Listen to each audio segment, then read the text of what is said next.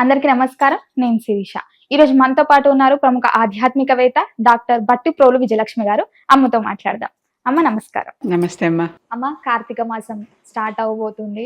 శివుడికి అలాగే విష్ణుమూర్తికి ఎంతో ప్రీతికరమైన మాసం ఈ కార్తీక మాసం. సో ఈ కార్తీక మాసం 20కా 21కా 22కా ఏ డేట్ కి ప్రారంభం అవుతుంది? ఇంకొకటి ఏంటంటే ఆకాశ దీపం ఇంట్లో వెలిగించవచ్చా లేకపోతే గుడిలోనే వెలిగించాలా? Very good. 2 ప్రశ్నలు అడిగారు. ఒకటి, ఏ రోజు నుంచి ప్రారంభం అవుతుంది? ముఖ్యంగా ఏ రోజు నుంచి అంటే ముందర రోజు అమావాస్య రాత్రి అయిపోయాక ఆ తెల్లవారుతూనే స్టార్ట్ అయినట్టే లెక్క. సాధారణంగా మనకి ఏదైనా సరే ఒక తిథి కానీ ఒక నెల కానీ ఏదైనా ఒకటి వచ్చింది అంటే మనమంతా చంద్రమానాన్ని బట్టి మన నెల నడుస్తుంది. నెల అంటాం, అందుకే నెలవంక. ఆ నెల అనే పదం అక్కడి నుంచే వచ్చింది. ఆ పదాలన్నీ అలాగే వచ్చాయి. కనుక ఈ నెల మార్పు ఎప్పుడు జరుగుతుంది అంటే ఏ రోజైతే సూర్యోదయ సమయానికి, మనకి సూర్యోదయం నుంచి సూర్యోదయం దాకా ఒక రోజు కింద లెక్క. ఈ రోజు అనే పదం ఉర్దూ పదం, మనం దినం అనాలి. ఒక దినం కింద లెక్క. అంటే ఒక రోజు ఇక్కడి నుంచి ఇక్కడికి మొదలైందంటే సూర్యోదయం నుంచి సూర్యోదయం దాకా ఈ 24 అవర్స్ గ్యాప్. 24 అవర్స్ ఉండకపోవచ్చు. మనం 24 అవర్స్ అంటున్నాం. గ్రెగరియన్ క్యాలెండర్ ప్రకారం రాత్రి 12 దాటంగానే తారీఖు మారిపోతుంది. తారీఖు మారిపోతుంది. అక్కడి నుంచి రెండో రోజు తారీఖు స్టార్ట్ అయిపోతుంది. మళ్ళీ ఇది సరిగ్గా 24 గంటలు మధ్యలో ఈ సమయం ఉంటూ ఉంటుంది. అలా కాకుండా మన చాంద్రమానం ప్రకారం కానీ సూర్యమానం ప్రకారం కానీ బాహస్పత్యమానం అంటే బృహస్పతి అనుసరించి ఆ గ్రహ గతులను అనుసరించి చేసేటటువంటి మానాన్ని కానీ ఖచ్చితంగా 24 గంటలు ఉండాలని ఏమీ లేదు. అది మనకు కనిపించినంత అది మారుతూ ఉండగానే, అది ప్లేస్ మారంగానే మనకి మారిపోతుంటుంది. ఆ లాటిట్యూడ్ లాంగిట్యూడ్ మారంగానే మనకి మారిపోతూ ఉంటుంది సమయం ఇక్కడ. కనుక అది అందుకే మనకి అధిక మాసాలు అలా వస్తూ ఉంటాయి. గమనిస్తారా? ఒకసారి మొన్న దసరా మనకి 11 రోజులు వచ్చింది. అవును, నవరాత్రులు. నవరాత్రులు 9. నవ అంటే 9. పోనీ దసరా అన్నాం కనుక 10వ రోజు కూడా కలుపుకొని రాజరాజేశ్వరి సంబరాన్ని కూడా కలుపుకొని 10. 11వ రోజు కూడా వచ్చింది. ఎందుకు వచ్చిందంటే ఆ తిథులు అలా ఆ సమయంలో ఎక్కువసేపు ఎక్స్పాండ్ అయ్యాయి. అవి ఇప్పుడు తగ్గిపోతాయి. కనుక సూర్యోదయ సమయానికి మన పూజ చేసే నిత్య పూజలో సంకల్పంలో కూడా ఏ రోజు ఏ తిథి చెప్పుకోవాలి అంటే సూర్యోదయం సమయంలో ఏ తిథి ఉందో ఆ తిథినే చెప్పుకోవాలి. ఒక్కొక్కసారి సూర్యోదయమైన కాసేపటికి ఆ తిథి వెళ్ళిపోతుంది. అవును, వచ్చేస్తుంది. అప్పుడు ఎలా చెప్పుకోవాలి? సూర్యోదయం తిథినే చెప్పుకుంటూ, అదే ప్రామాణికం, అదే చెప్పుకుంటూ ఇప్పుడు ఈ ప్రస్తుత సమయంలో ఈ తిథి ఉంది అని కూడా చెప్తాం. అది పద్ధతి. కనుక మనకి 20వ తారీఖు అనుకుంటా ఈసారి దీపావళి రాత్రిపూట అమావాస్య వచ్చింది. 21 నుంచి మన కార్తీక మాసం మొదలు. ఆ మాసం మొదలయ్యే కాలమే అది. ఎప్పుడైతే ఆ తిథిని పట్టి చంద్రుడికి మొత్తం 16 కళలు కదా, పాడ్యమి నుంచి చతుర్దశి 14 పున్నమి అమావాస్య, మొత్తం ఈ 16 కళల్లోనే ఇది తిరుగుతూ ఉంటాడు ఎంతసేపటికి. ఎప్పుడైతే అది మారిందో మనమే కాదు, మన పక్కన ఇతర దేశంలో ఉన్న ఇతర మతాల వాళ్ళు కూడా ఇదే పాటిస్తారు.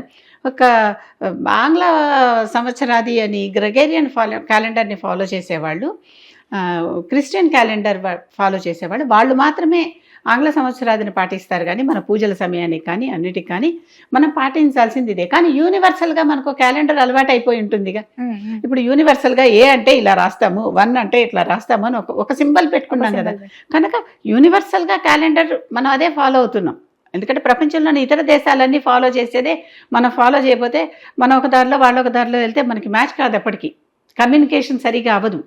కానీ మన పూజల పద్ధతి ప్రకారం ఇదే చేయాలి.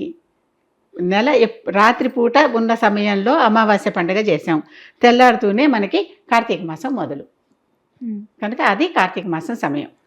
కార్తీక మాసంలో మనం ఎట్లా పూజలు చేసుకోవాలి అదే కదా అడిగారు. రకరకాల దీపాలు పెడతాము, ఉపవాసాలు ఉంటాము, అభిషేకాలు చేస్తాము. ఆ నెలంతా శివుడికి విష్ణువుకి చాలా ఇష్టమైన నెల అని మీరు కూడా చెప్పారు. దామోదర మాసం అంటారు. ఇదే మాసాలకు వేరే పేర్లు కూడా ఉన్నాయి. దాన్ని దామోదర మాసం అంటాం. ఈ మాసాన్ని, కార్తీక మాసాన్ని. ఆ దామోదర మాసం, దామోదరుడు అంటే ఎవరు? కడుపులో నుంచి పద్మము కలిగినటువంటి పద్మనాభుడు, అంటే దామము ఉదరమునందు గల విష్ణువు, విష్ణు మాసం. కనుక ఇది విష్ణుమూర్తి పేరుతో అది విష్ణుమాసం. కనుక విష్ణుమూర్తికి ప్రత్యేకత ఏంటి? మరి తులసి కళ్యాణం చేస్తున్నామా, తులసి పూజలు చేస్తున్నామా కార్తీక మాసంలోనే ప్రత్యేకంగా తులసి కళ్యాణం, తులసికి దామోదరుడికి అని చెప్పి ఒక తులసి దాంట్లో ఉసిరి చెట్టు పక్కన పెట్టి ఈ రెండింటికి కలిపి కళ్యాణం చేస్తున్నాం కదా.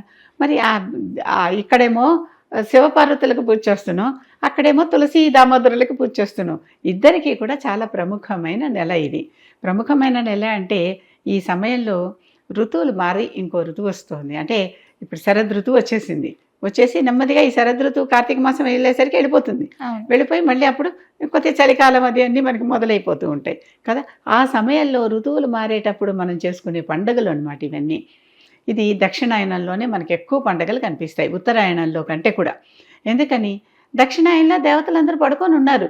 మరి వాళ్ళకి మనకు ప్రత్యక్షంగా కనిపిస్తే ప్రత్యక్షంగానే పూజ చేసుకుంటాం అనుకుంటాం. లేనప్పుడు వాళ్ళ సాంకేతికంగా వాళ్ళ పటాలు విగ్రహాలు పెట్టుకుని పూజ చేసుకుంటున్నాం అనమాట.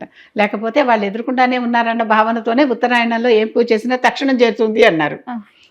దక్షిణాయనంలో ఏ పూజైనా చేస్తే కాస్త ఆగి చేరుతుంది అన్నారు. దక్షిణాయనంలో నక్షత్ర మార్గంలో ఇవన్నీ జరుగుతాయి. అంటే నక్షత్ర మార్గంలో వెళ్తాయి మనం చేసే పూజలు ఫలితాలు అన్నీ. అది సంగతి అమ్మ. అలాగే ఈరోజు ఈ కార్తీక మాసం అంతా నది స్నానాలు చేస్తారు. అసలు నది స్నానం చేయడానికి గల కారణం ఏంటి? నది స్నానం చేయటానికి కారణం ఏంటి? నదికి ఒక వరం ఉంది. ఇంద్రుడికి బ్రహ్మహత్య పాతకం వచ్చింది ఒకసారి.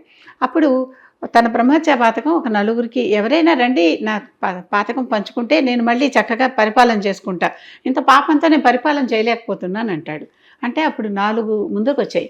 ఒకటి నీరు, ఒకటి భూమి, ఒకటి స్త్రీ, ఒకటి వృక్షం. ఈ 4కి వచ్చాయి. ఈ 4కి మళ్ళీ 4 వరాలు కూడా ఇచ్చాడు.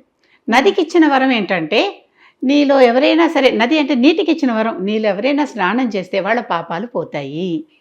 ఇప్పుడు కూడా చూడండి, మనం అశుభ్రంగా ఉండి స్నానం చేయగానే శుభ్రపడిపోతున్నామా? అవునా? నీరు పోసుకోగానే, నదిలో మునికేయంగానే, సముద్రంలో మునికేయంగానే పాపం ఏంటంటే వాటి నీటిలో వచ్చే నురుగు పాపం. ఆ నురుగు పక్కకు పెట్టేసి ఆ నురుగుతోనే తుంగ మొక్కలు మొలిచి యాదవ కుటుంబం అంతా వంశమే నాశనం అయిపోయింది. పాపం అట్లా ఉంటుంది కనుక అది నురుగుని జాగ్రత్తగా తీసేసి నీటిలో స్నానం చేస్తే అప్పుడు చాలా స్వచ్ఛమైన నీరు, కదలని నీరు అంటారు. అందుకనే అలాంటి చోట వెళ్ళి స్నానం చేస్తే, సముద్ర స్నానాలు కూడా కార్తీక మాసంలో చాలా పుణ్యం చేస్తే, ఆ పుణ్యం చక్కగా మన శుభ్రపడాలి కదా. ఎక్కడ? లోపల బయట కూడా. లోపల అంతరంగంగాను శుద్ధిపడాలి, అంతరంగా బాహ్యంగాను శుద్ధిపడాలి.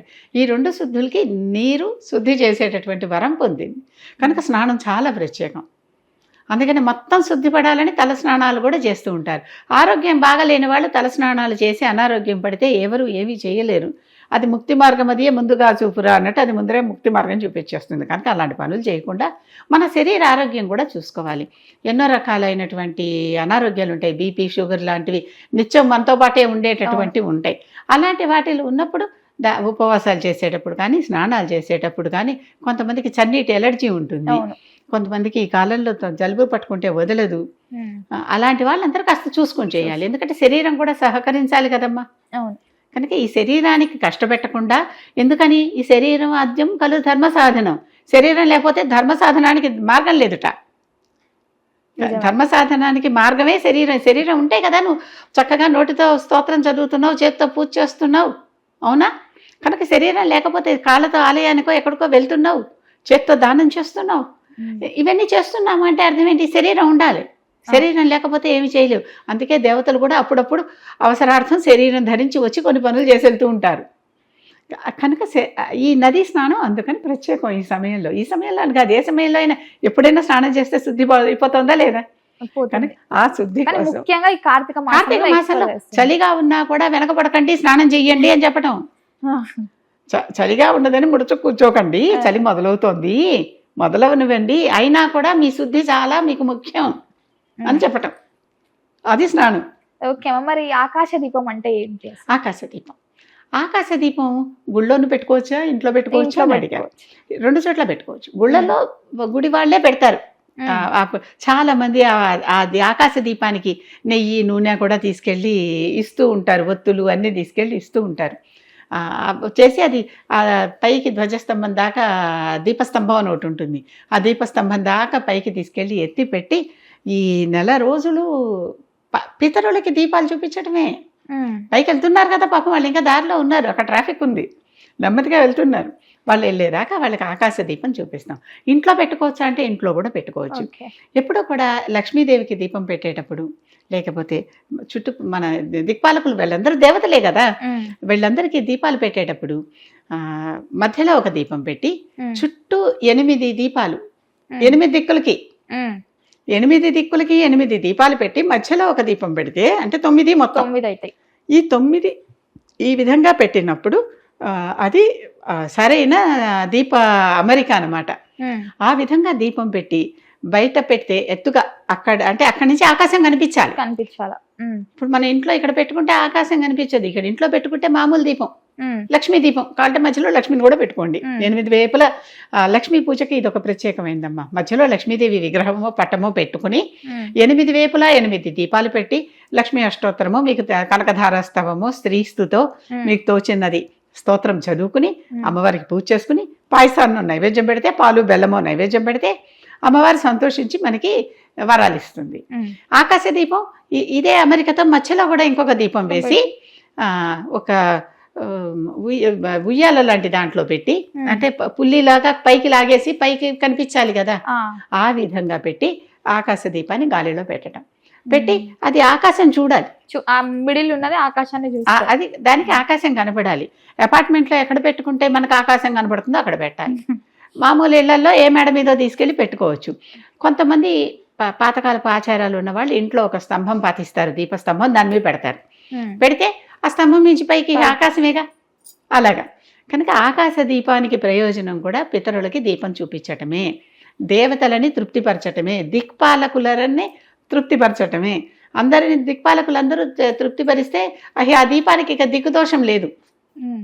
దిక్కుదోషం లేక అందరూ దేవతలు మనలకి వరాలు ఇస్తారు, వాళ్ళు తృప్తి చెందుతారు. వరాలు ఇస్తారో లేదో ముందర మన పట్ల వాళ్ళు ఇష్టపడతారు, మనం చేసిన పూజను స్వీకరిస్తారు. అది చాలు కదా మనకి. తర్వాత ఎప్పుడు కూడా కర్మ మాత్రమే మనం చేయాలి, ఫలితాన్ని వదిలేయమన్నాడు కదా శ్రీకృష్ణుడు. భగవద్గీతలో చెప్పాడు కదా, మా ఫలేషు కదాచన, ఫలం సంగతి నువ్వు మాట్లాడకన్నాడు. కర్మ చెయ్యి, అంతవరకు నీ ధర్మం చెయ్యి, చేశాక ఏం చేయాలో నేను చూసుకుంటా, నాకు వదిలేయమన్నాడు. కనుక ఇవన్నీ చేసి దేవుణ్ణి తృప్తిపరచడం వరకే, దేవతలని తృప్తిపరచడం వరకే మన ధర్మం, అంతవరకు చేయాలి. అమ్మ, మొత్తం మీద కార్తీక మాసం ఏ రోజు ప్రారంభం అవుతుంది, ఈ ఆకాశ దీపం, ఈ నది స్థానాల విశిష్టత తెలియజేసినందుకు ధన్యవాదాలు.